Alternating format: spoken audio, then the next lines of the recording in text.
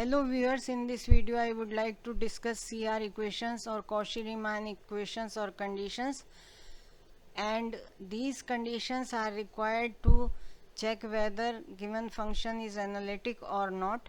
But before going to that, we would like to derive these conditions, and for derivation let's see that Cauchy-Riemann equations are a set of conditions under which function will be differentiable. So to derive them, let's have that w is equal to uxy plus ivxy, and we know w is equal to fz, and we can write it in this form. This we have seen in our previous video of function of complex variables. We know the formula of differentiation, that is dw upon dz is equal to limit delta z tends to 0 del w upon del z. This can be written in terms of del u, del v and del x, del y. So here we are writing this. So limit delta x tends to 0, delta y tends to 0, del u plus I del v, del x plus I del y. Now if this limit exists, or to check whether this limit exists or not, we have to take different paths where delta z tends to 0, and if the value of the limit is same along different paths, it means that limit exists or otherwise not. So let's see, we take the path delta z tends to 0 along a path parallel to the real axis. Parallel to the real axis means delta y is equal to 0 and delta x tends to 0. So we will put value of delta y is equal to 0 in this limit. So this comes as del dw upon dz is equal to limit delta x tends to 0. Now delta y is 0, so del u plus I del v, numerator is same. In denominator it becomes delta x because second term is 0. So now this can be written as, because it's a function of two variables, so we can write down del u upon del x plus I del v upon del x. So we got this expression, and now we consider that delta z tends to 0 along the path parallel to imaginary axis. It means delta y tends to 0 and delta x is equal to 0. So we substitute this value and we see what is the value of the limit. So limit comes as minus I del u upon del y plus del v upon del y. If this limit exists, then these two values which we got along the path to the imaginary axis and to the real axis, it means these two will be equal, and when we substitute them equal by taking real and imaginary parts and comparing, then we see that we get these two expressions. First is this one and second is this. It says del u upon del x is equal to del v upon del y. In short, we can write down ux is equal to vy, and second is del v upon del x is equal to minus del u upon del y, uy is equal to minus vx. These suffixes, subscripts are showing the partial differentiation with respect to x, and here it is with respect to y. Now these are known as Cauchy-Riemann equations. They are necessary conditions for the existence of a derivative at a point. They become the sufficient conditions provided that the first partial derivatives are continuous. So in polar form we can write down in this way that del u upon del r is equal to 1 upon r del v upon del theta. This is the first equation and this is the second equation. So we got equations in Cartesian as well as in polar forms. Now let's see one example that we have to show that function fz is equal to z cube satisfies CR equations, Cauchy-Riemann equations. So we will apply the conditions which we have got but before that we have to write it in x and y form. So z cube is equal to x plus iy cube. We will open the cube, and this we separate the real and imaginary parts. Real part is equal to u, imaginary part is v.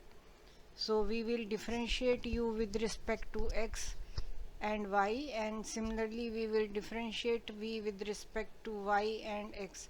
So we see here that ux comes this one, that is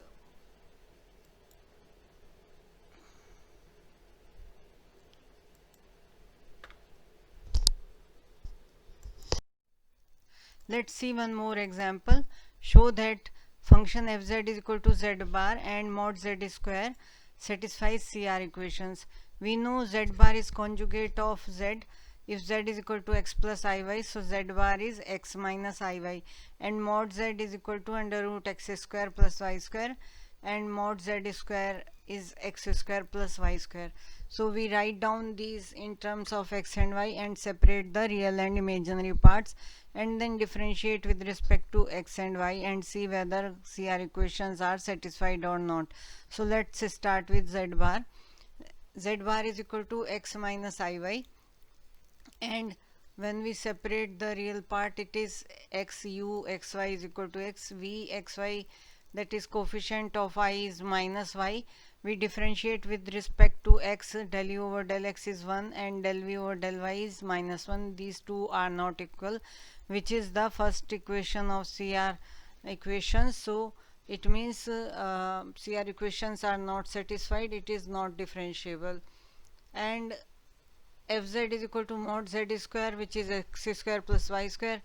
Real part is x square plus y square, imaginary part is not existing, so vxy is 0. We differentiate ux is equal to 2x, vy is equal to 0. We differentiate u with respect to y, this gives 2y, and v with respect to x, it is 0. So if x and y, these are 0, these conditions will be satisfied. So CR equations are satisfied only at origin. And now we in this example we have to show that the function fz is equal to under root mod xy is not differentiable at the origin, though it satisfies CR equations. So first we will separate the real and imaginary parts of the function, and we see there is no imaginary part. So fz is equal to mod xy under root, this is the function, and this is equal to uxy also, and vxy, that is the imaginary part, is 0. We differentiate it with respect to x, so ux 0 0 at 0 0, because we are talking about origin.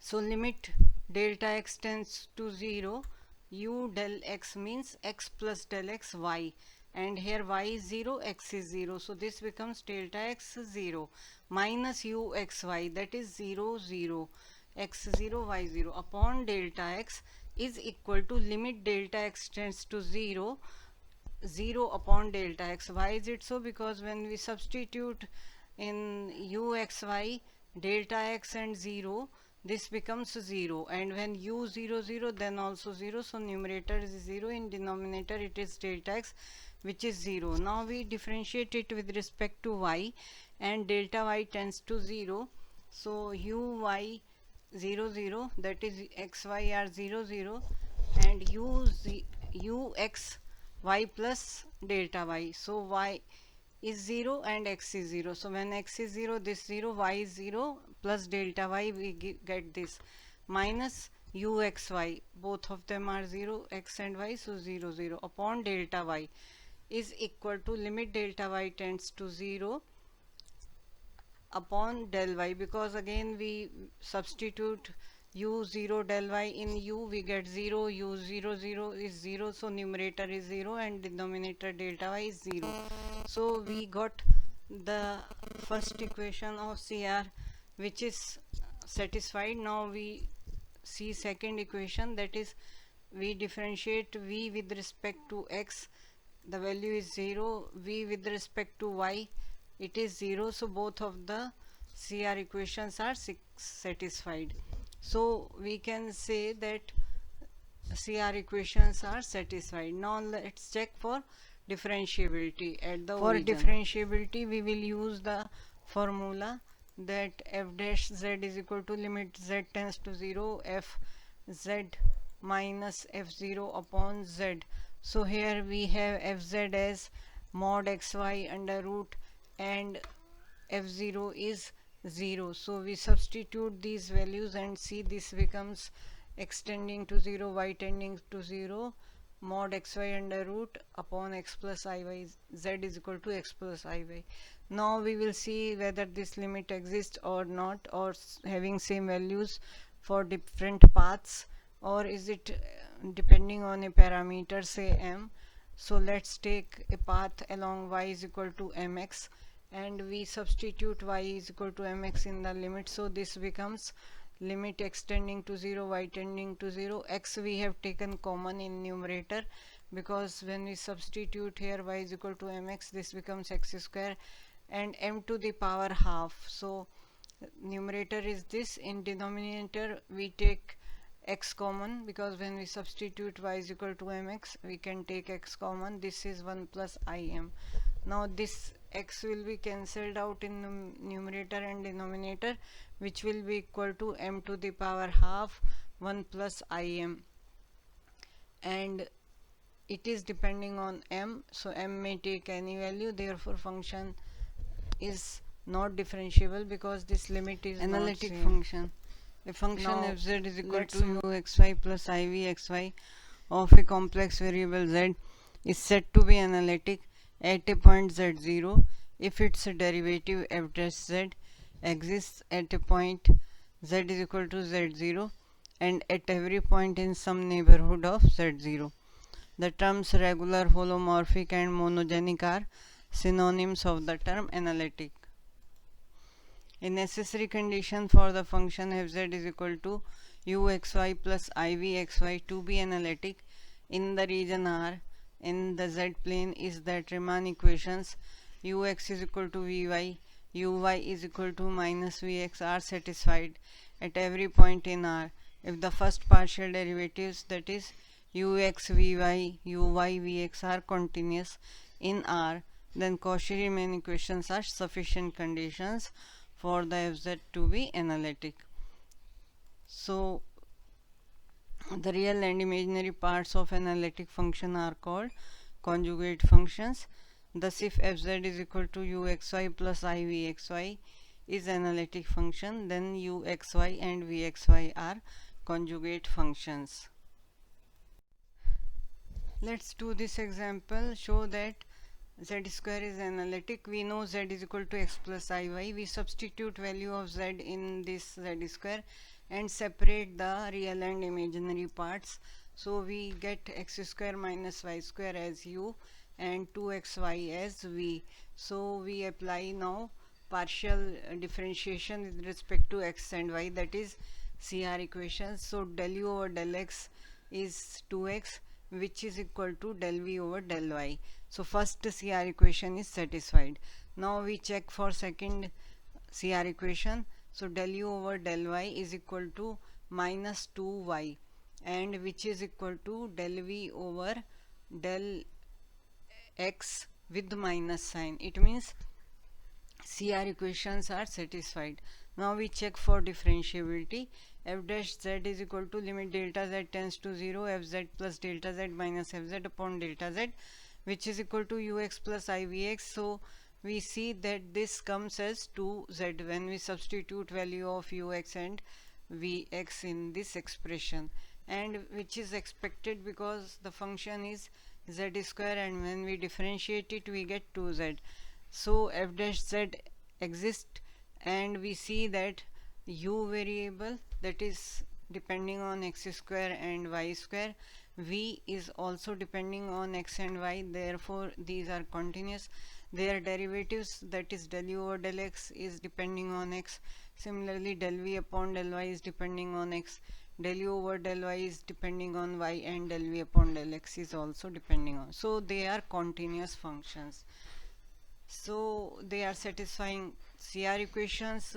U and v and their partial derivatives are depending on x and y and they are continuous, it means fz is equal to z square is analytic function. Let's see this example show that z bar is not analytic anywhere. We know z is equal to x plus iy and z bar is x minus iy. We separate the real and imaginary parts, so u is equal to x and v is equal to minus y. Now we check the CR equations. So first CR equation is del u over del x is equal to 1 and del v over del y is equal to minus 1. These two are not equal, so first CR equation is not satisfied. Now let's check second CR equation, and that is del u over del y is equal to 0 is equal to minus del v over del x. This we can say satisfied if we take plus minus 0 as same. So the second equation is satisfied but first is not. Let's see what is the necessary and sufficient condition for a function to be analytic.